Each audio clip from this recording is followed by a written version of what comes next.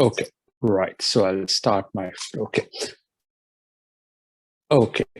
So what I'll do is, it's great to follow two great speakers who spoke just before me, and I will cover some of the areas that have been covered because the information is very similar across the board. And what I'll talk today is about COVID-19 vaccines and some of the viral variants and immune responses that we have seen, and some real world data across the spectrum from the different countries that have vaccinated a lot of people. So this slide shows you the importance of the condition, because the thing is that if you look at, I've mentioned Malaysia and Sri Lanka, the number of cases and the number of deaths. And then you look at India, Brazil, US, UK, and the worldwide figures together with Europe. And it's extremely important to put this point because there have been so many deaths that have occurred from this condition. And say in certain places like Sri Lanka, where the number of deaths have been on the lower side because of good control measures, it can be taken as, why do we want the vaccine? Should we take the vaccine? Should we give it to our population? That's a very important health message to put out, that the devastation that this condition has caused across the world is very important to be recognized, the morbidity and the mortality. And we have done all measures with regards to social distancing, wearing masks, washing hands, etc., which should be continued even after they get the vaccine for some time till herd immunity, certain levels of herd immunity comes up.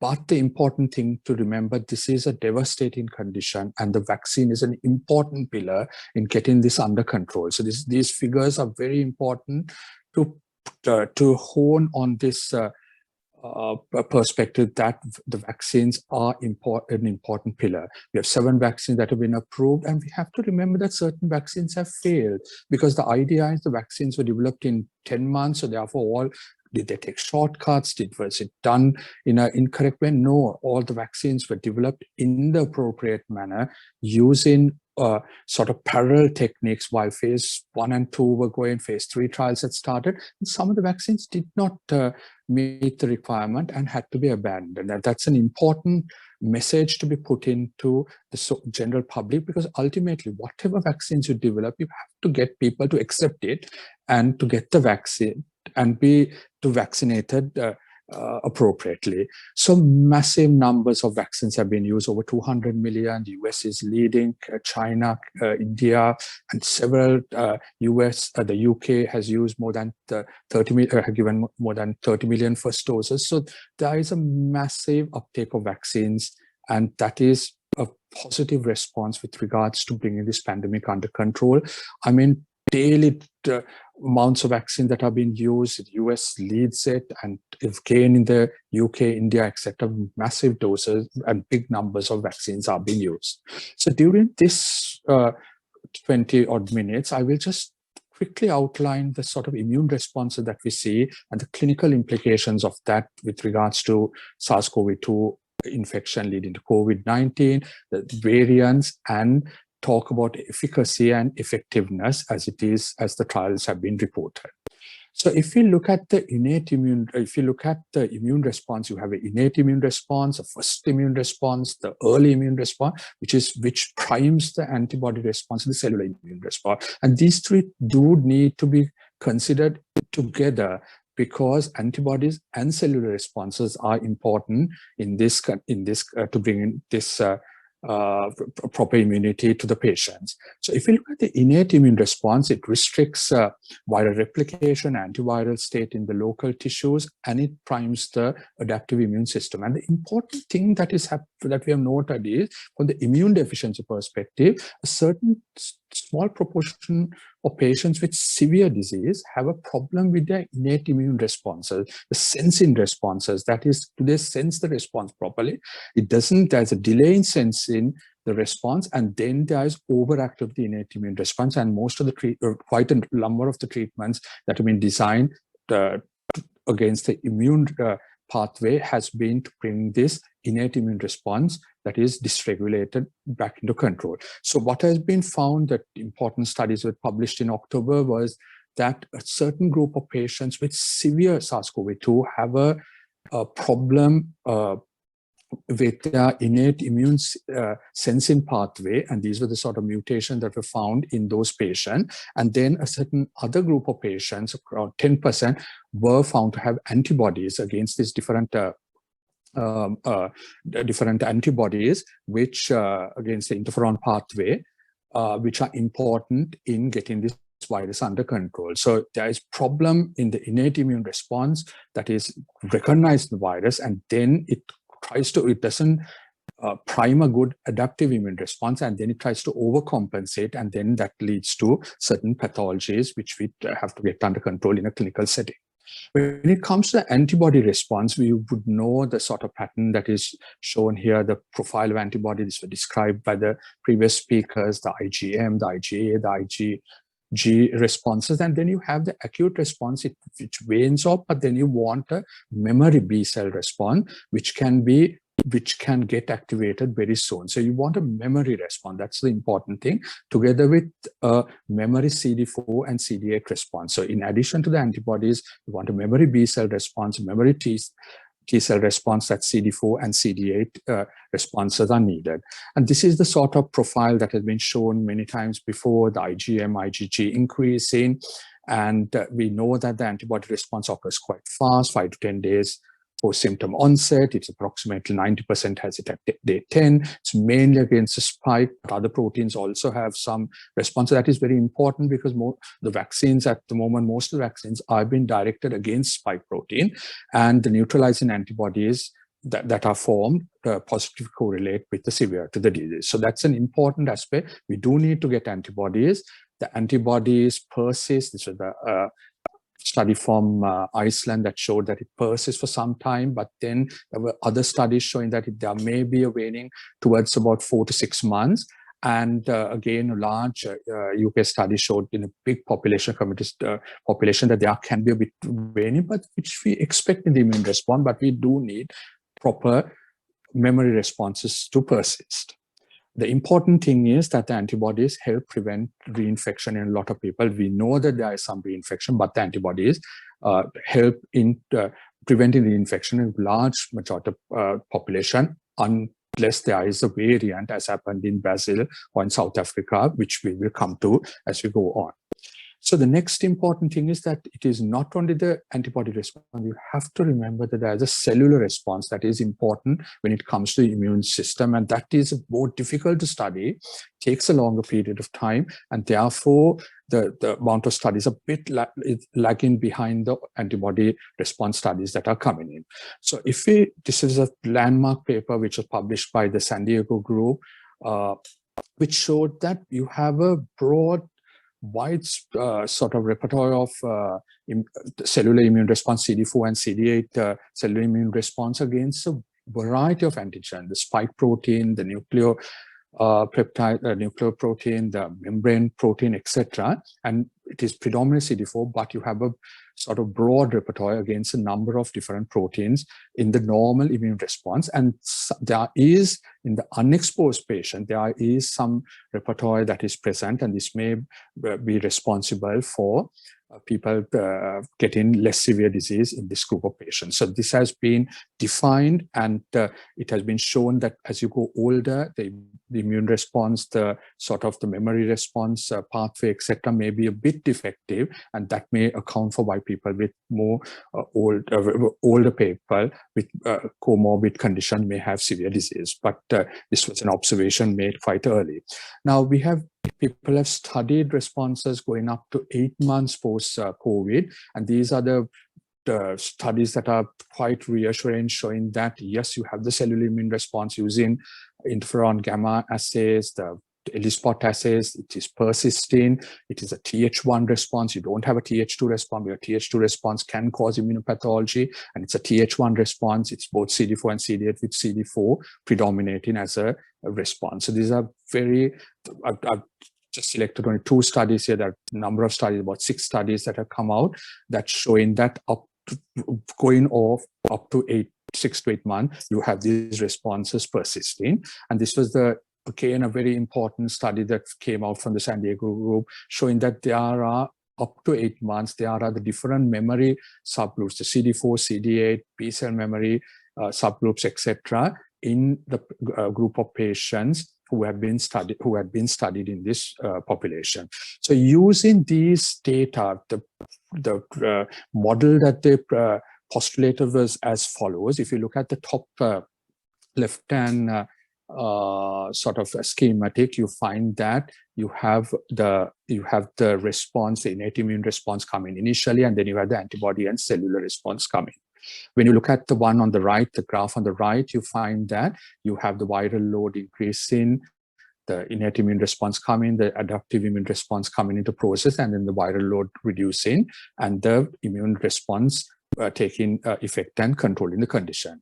The problem that happens in severe disease is you can find that the innate immune response can be delayed and then overact, as shown in the figure, the bottom figure, and then you can find that the T cell response does not take off, the antibody response can be delayed and can be skewed, and then you find the viral load increasing and then causing more damage, etc.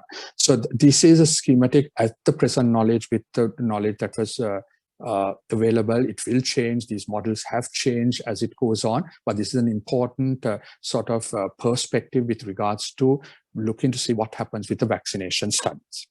Now, we know that SARS-CoV-2 variants is a big problem that has come into focus, and people are working on this to ensure that the vaccine responses, etc., are going to be properly targeted and sufficient to get this condition under control. We know that viruses mutate. I mean, it's the natural phenomenon. As they multiply, they replicate, the changes occur. RNA viruses mutate more than sort of the mutation rate is higher than DNA virus, and we know that this happen. And the important thing is lots of the sort of mutations of no consequence, but some mutation have the potential to increase spread, cause more severe disease, affect diagnostics, affect the therapeutic agents that can be used, and affect vaccine-induced immunity. So these are the 5 things that we look in with regards to mutations. Does it have an effect on these 5 things? Because these are important, especially if it affects vaccine responses.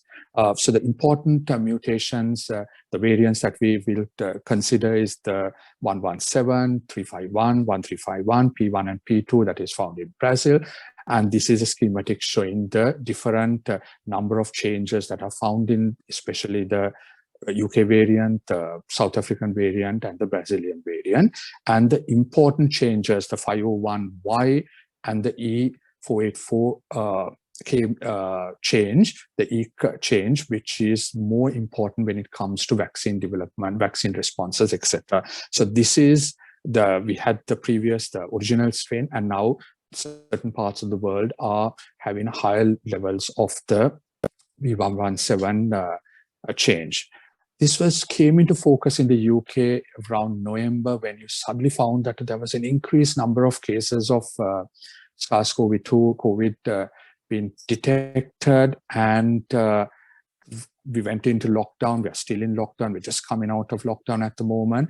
And there was a massive increase in number of cases. When they traced it, it had begun around September in Kent, and then it spread around the London and Southeast region, and then it spread to several countries from that point onwards. These were the changes that were found to be present in the virus, including the changes in the spike protein. And the implications, as at the present moment, is it has a significant and substantial increase in transmissibility, between 50 and 70% increase in transmissibility, more severe disease, more hospitalization to a certain level, but it does not have a significant effect on the vaccine responses, as shown by the studies that have come. It reduces the neutralizing antibody, but it's not clinically significant from that perspective. It's a different perspective when it comes to the South African variant, because that is an important variant with the change E484K, the E change, which the South African variant originated independently. It was first seen in the Cape region, and it has been increased with increased viral load and transmissibility, and has some effect on vaccine neutralizing antibodies and effects, etc. So finally, I will come into the important aspect with regards to efficacy and effectiveness. effectiveness. And that's an important aspect to remember. We have these vaccines, 7 vaccines. Is it efficacious? We know the slides were presented before. Is it effective in a community setting? Spike protein is the one that has been targeted. It has been described before. And these are the important vaccines that has been focused. I just put this slide again for you to bring your mind again that the storage temperatures, the practicality of taking it to all parts of the world, Asia, Africa, important. It's vaccination should not be only in places in the West. I mean, it has to be around the world. I mean, that is important because this is a pandemic that affects all parts of the world. And if you're to get control, you cannot have one region of the world having massive amounts of transmission while the other region of the world being completely vaccinated and very happy about it. Because if a variant occurs, then that whole vaccine program can go into a spin. The effectiveness has been given. You have the Russian vaccine, the J&J, AstraZeneca, Oxford, Moderna, and Pfizer. Definitely the RNA vaccines are better vaccines, but have problems with temperature, the storage conditions, and the cost is bigger. So from a world sort of widespread distribution perspective, the AstraZeneca vaccine comes as very, very cost effective to be able to send, and it can be stored at very reasonable temperatures that other vaccine programs have been using for other vaccines. Now, the important aspect to remember is there are 3 perspectives: infection, disease, and you have transmission. Now, the initial goal of a vaccine during the pandemic is to reduce the severity of the disease. You want to prevent people going to ITU. You want to prevent them dying. You want to prevent them getting to hospital, because it can overwhelm system, as happened in Italy when they had the first wave of the pandemic. So you want to prevent severe disease. That's so important as a first. But then the second thing is, can we prevent infection and can we prevent transmission? Because if we want to get this pandemic under control, it would be great if the vaccines can help that. We know that infection prevented by people remaining in the house and not coming in contact, but can we use vaccines? And that is the important thing with regards to studies that are going on. Certain vaccines have shown that it has reduced infection, but we must remember still we don't have a vaccine that has reduced infection 100%. And that is important to follow the process. That the immune response takes time to develop, and therefore you must follow it doesn't reduce infection 100%, so you must follow certain social distancing, mask wearing, etc. after having the vaccine. Certain things have changed with regards to people receiving 2 vaccines in 14 days with regards to travel, etc. And the guidelines are changing as it goes on. So the important first step was to reduce the severity of the disease, and now we are coming to the other phases of what the vaccines can do. So as I told you, efficacy is in the sort of clinical trial stage, and then you have the effectiveness, which comes in the real world stage. Now we know that the vaccines are efficacious. These are the publications. I'll just go through it very fast because you already read all these publications. The Pfizer vaccine, then the Moderna vaccine, published in the New England Journal, and you can see those graphs, the blue line in the placebo and the patients receiving the vaccine. So it is very clear that separation was very, very clear. Again, with Oxford vaccine published in the Lancet, which was mentioned before, again, there is a separation.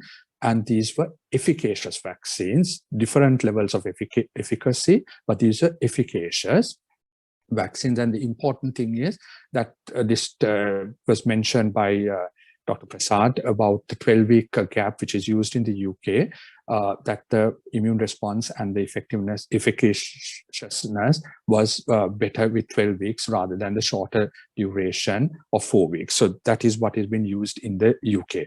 So again, I've told you here, bringing you back, these are the vaccines that we are using to sort of in the UK, except the Gamaleya and J&J, which are still not coming, but the other 3 vaccines, they are very efficacious vaccines, and they have different characteristics. Most are 2 doses, except the J&J vaccine, which is a single dose.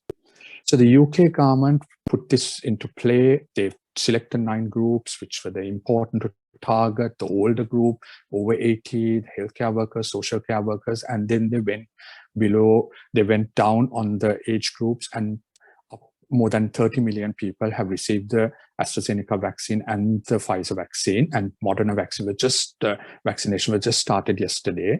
in the UK. So 3 vaccines are being used in the UK.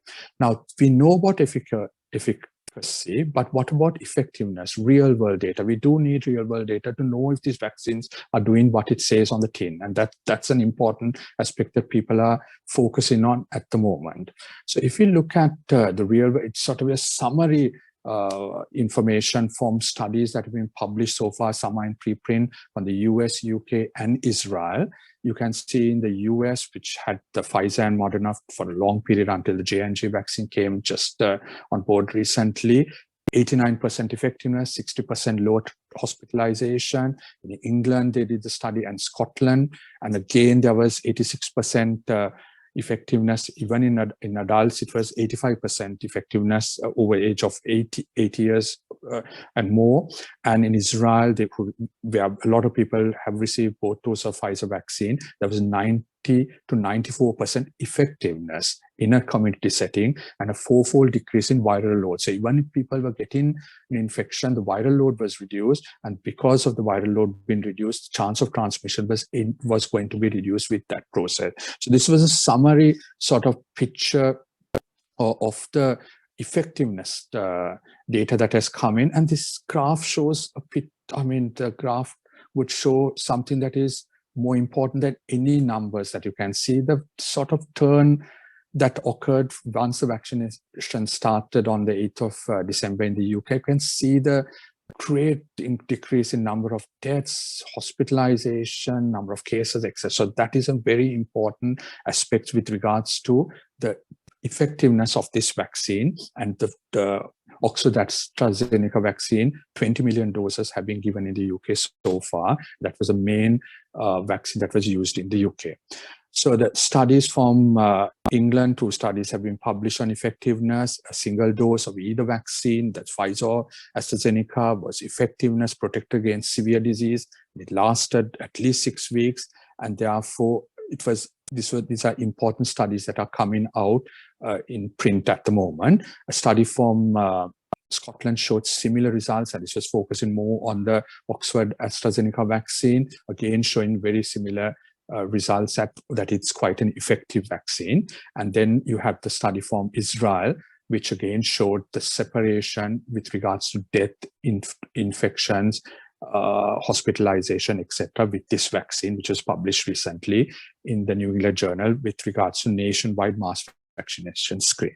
So this is again a snapshot. I've shown you just 3 studies. There are about 8 studies that have been published. For time purpose, I didn't put the slides, all 8 studies, but this is just a snapshot showing that these vaccines are effective, and the faster we vaccinate people and get people vaccinated, the better it is, better chance we'll have in getting this pandemic under control. With regards to the variants, we have to remember that the studies that have been that have been done so far showed that the UK variant, there's reduction in neutralizing titer. However, it does not have a major effect on the protection that is present, because the protection had been quite high. So therefore, even if it reduces, it has not been a major issue. And this was a publication showing the neutralizing activity of the Pfizer vaccine. You can see that there was some reduction in neutralizing activity in the South African variant, and that is an important thing to consider. But yesterday, there was a study again in 8,000 people showing that the Pfizer vaccine was effective and prevented, small numbers still effective in South Africa.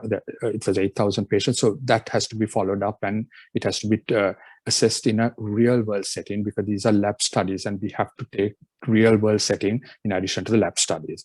This is again another one with regards to another Moderna vaccine, again showing that there was a drop off when it comes in the lab, when it came to the South African variant.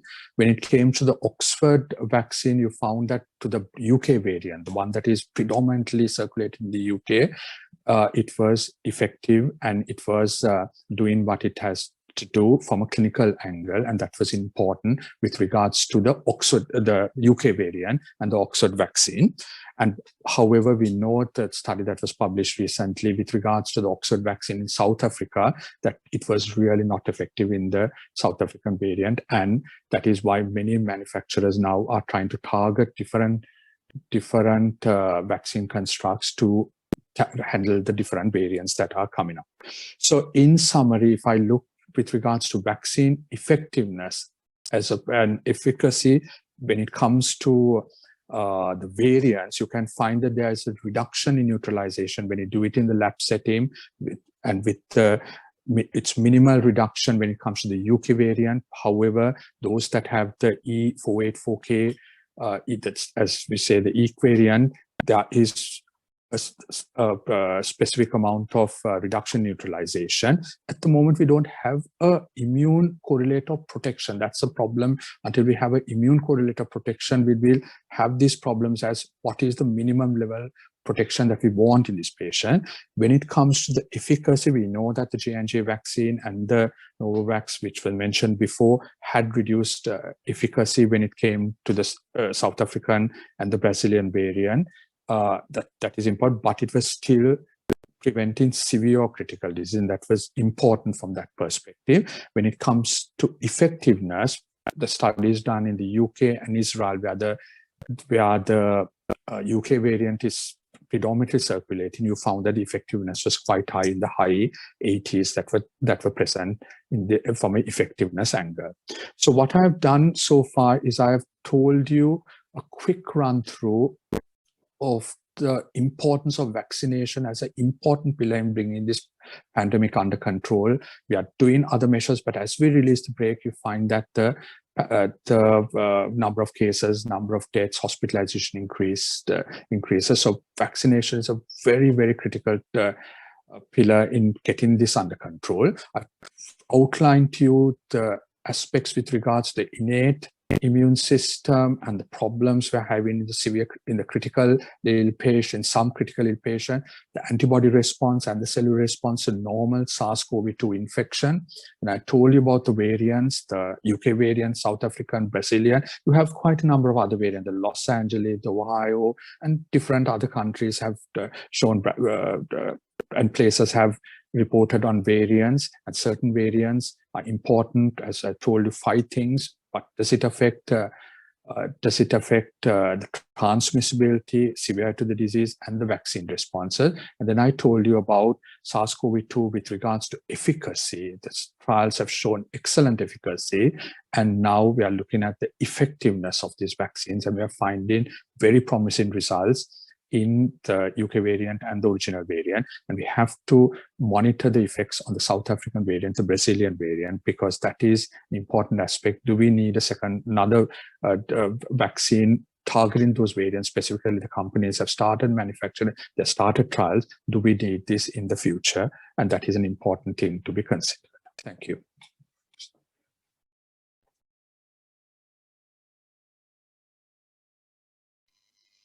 Thank you, Prof. That was a very insightful presentation. I guess the data and studies are showing in real life that vaccines are effective. And countries like Israel was the first actually to achieve, I believe, the 40% herd immunity. Absolutely. And see where they are now.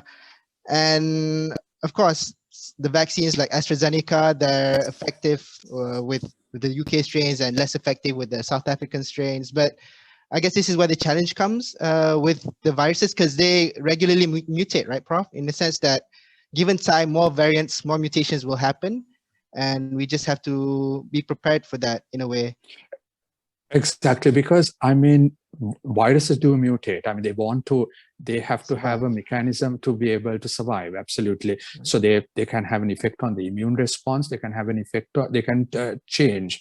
And the thing is that if we have sort of transmission in millions of people, if we are not reducing transmission, then the chance of as replication occurs, more and more replication occurs, the chance of mutation is even higher. And that is the important aspects with regards to vaccine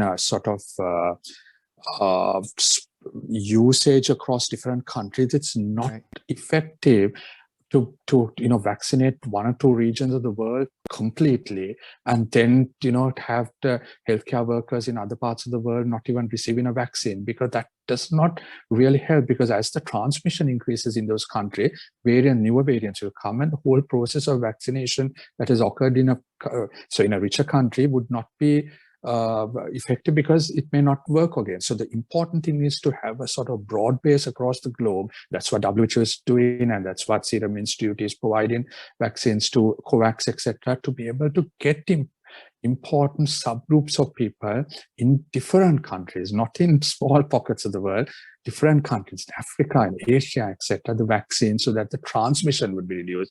Because if you have 100 million people transmitting the virus, I mean, there's a higher chance of their virus mutating and causing issues with regards to then the efficacy of vaccines, etc.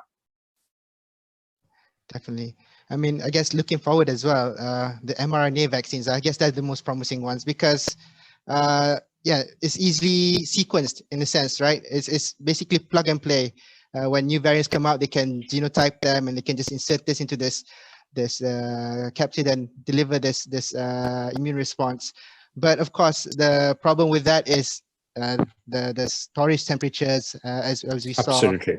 And the difficulty in distribution of these vaccines, especially like you mentioned in all these other countries.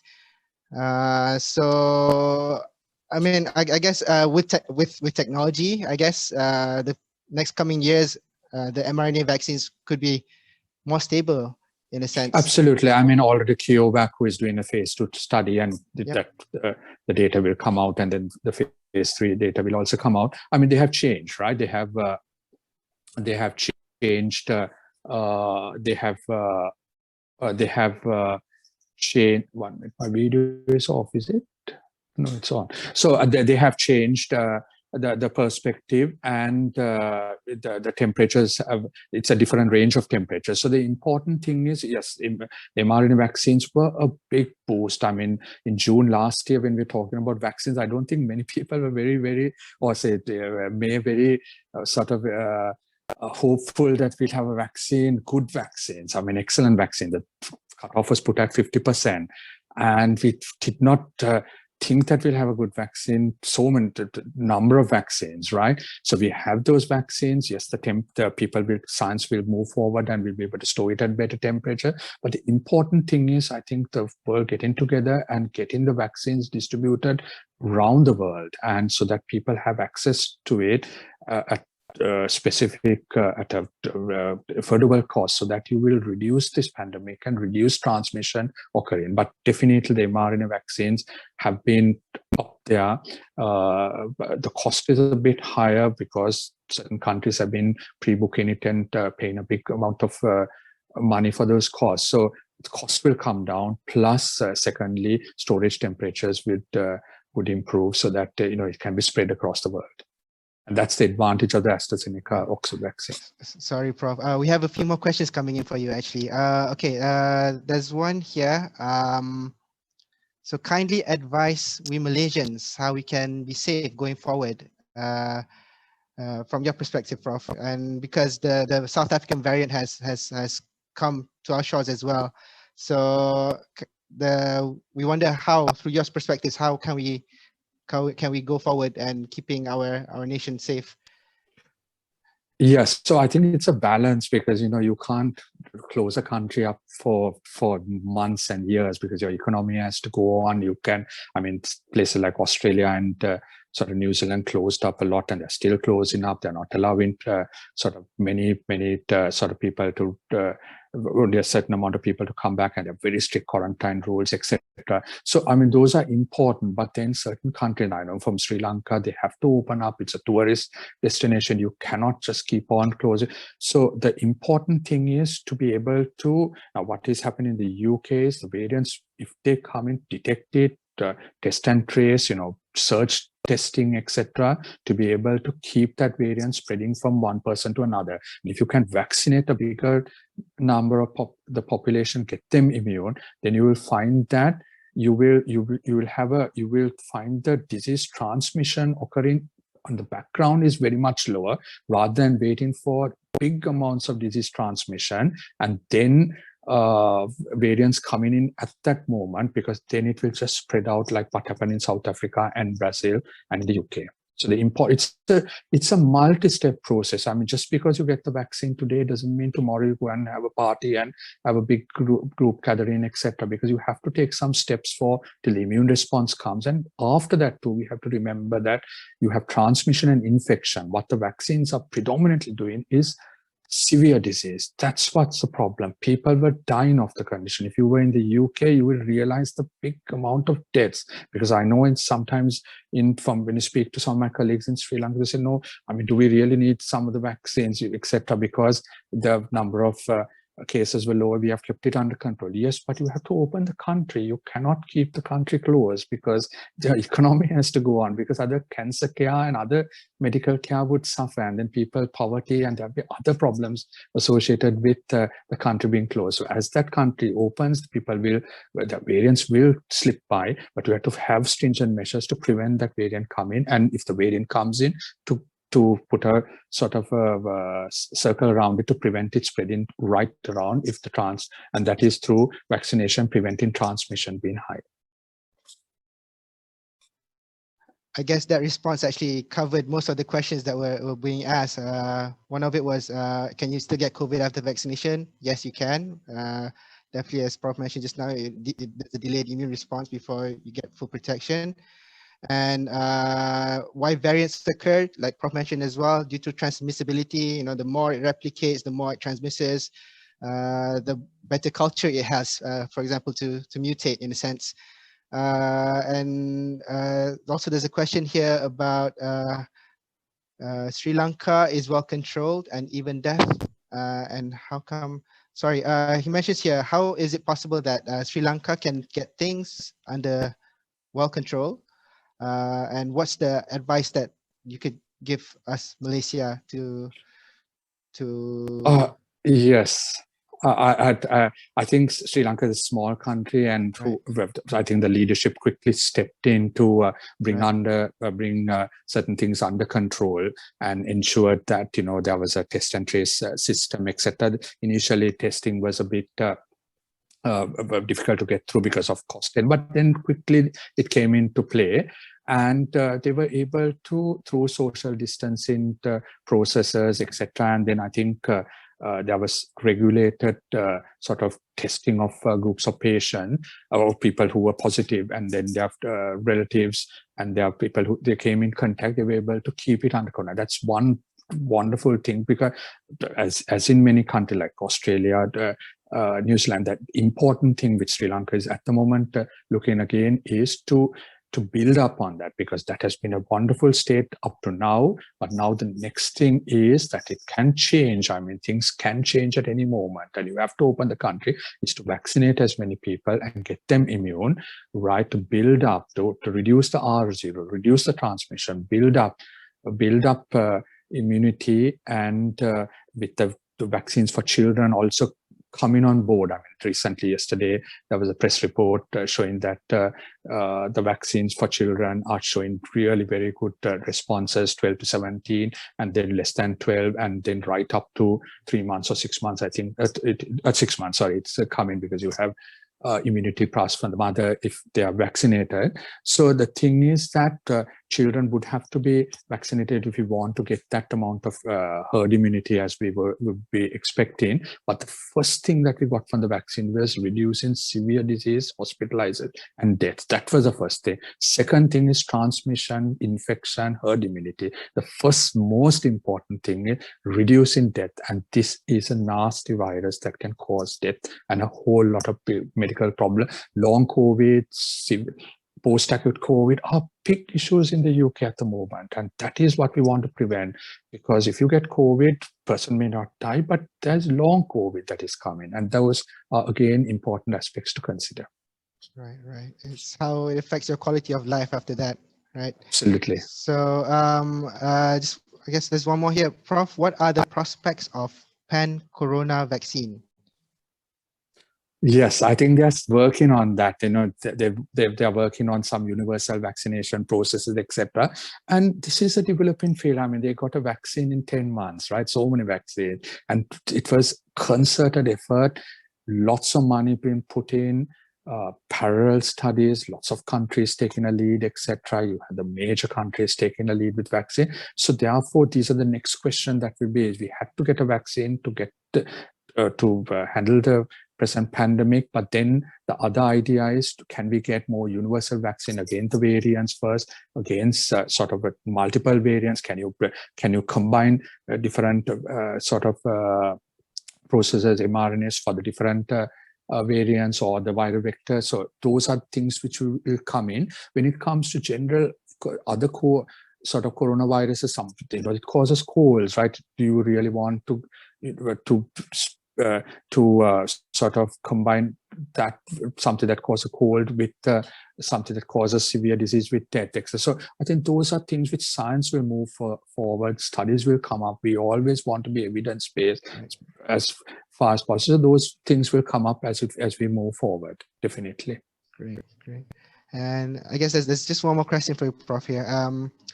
How do you propose the logistics be done, especially with the mRNA viruses, when they require minus degree temperatures for storage? Yes. It's going to be difficult. That is the challenge right now, actually, right? It is. Yes. And I think, I mean, if it's important, I think, when a country or a place is looking at, to look at other places that have already managed it. I mean, we have to remember, I mean, even the US, even the UK, not every place is, having it very easy to keep -70 sort of freezers, etc. Right? So till we get a sort of another mRNA vaccine, better temperature profile. So the important thing, how did they manage it, and can they change it? Can they use the sort of those lessons from other countries to be able to put in their country? Some are not practical. I mean, you can't translate something that is happening in one part of the world directly to another part, but some of the messages can be used, and that is important, learning from other things that have occurred in the past. True. Each healthcare system is unique. Absolutely. Stuff, right? Absolutely. So we just emulate the ones that we can follow. Definitely. Absolutely. I think that's a very important. That's because I work across 2 areas, in the UK and in Sri Lanka, and I know, I mean, each place has wonderful character. I mean, in Sri Lanka, they have a wonderful primary immunization program, childhood immunization program, right? Real high intake. So the important thing, use that importance, right? So vaccine hesitancy, etc., would be less in that setting. Right. I mean, as a primary care doctor as well in Malaysia, I think moving forward, Malaysia is going in the right direction, getting more of the GPs, the private sector is involved, and I guess this cooperation is needed to. I mean, that's the main goal anyway, just to vaccinate as much people as we can and help reduce the burden on each healthcare system. And it should be a joint effort, not a single. Effort. I mean, definitely, it's a team effort. Absolutely. We're all in this together. So, I mean, thank you so much, Prof. We really appreciate your time. I guess that covers all the questions. Okay.